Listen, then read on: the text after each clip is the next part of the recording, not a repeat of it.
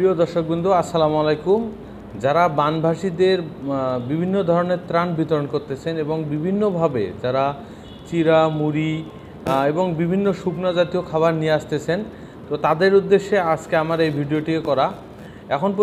এখন থেকে যারা আমরা আছি বর্তমানে 4 তলায়, নিচে অনেক মানুষজন।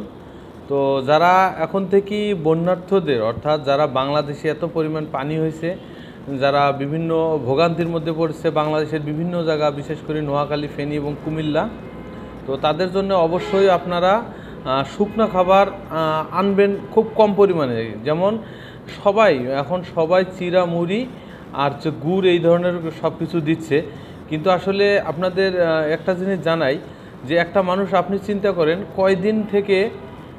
কয়দিন পর্যন্ত চিরা মুড়ি খেয়ে বেঁচে থাকতে পারে কিংবা তারা ভালো থাকতে পারে। তো সেজন্য অবশ্যই আপনাদেরকে আমি সাজেস্ট করব এবং অনুরোধ করব তারা যেন অবশ্যই চাল, আলু এই ধরনের খাবার এবং সাথে সাথে যেন তারা গ্যাসের সিলিন্ডার দিতে পারে। গ্যাসের সিলিন্ডারটা এ কারণেই দিতে হবে যে বন্যার্থ এলাকায়, অর্থাৎ যেখানে প্রচুর পরিমাণে পানি হয়, সেখানে প্রচুর পরিমাণে বিশুদ্ধ পানির অভাব।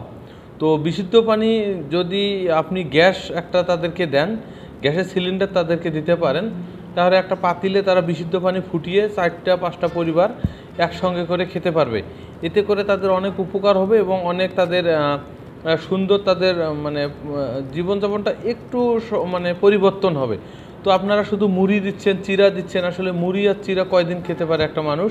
তো এই জন্য অবশ্যই আপনারা চেষ্টা করবেন যাতে তাদেরকে ভালো রাখা, যেহেতু আপনার সহযোগিতা বা আপনার মন থেকে ইচ্ছা জাগছে, সেহেতু এই ধরনের কিছু চেষ্টা করবেন যাতে তাদের অবস্থাটা, আসলে যারা ওখানে যায় নাই তারা আসলে বোঝে না।